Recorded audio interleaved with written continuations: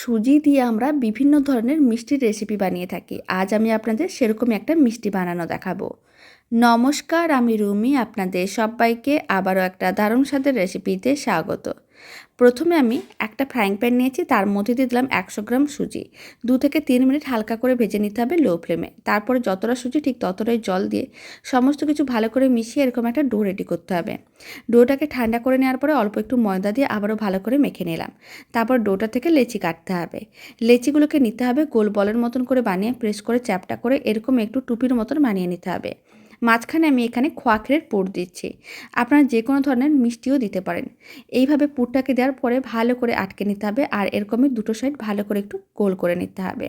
তারপরে মিষ্টিগুলোকে গরম তেলের মধ্যে দিয়ে হালকা লাল করে ভেজে তুলে নিতে হবে।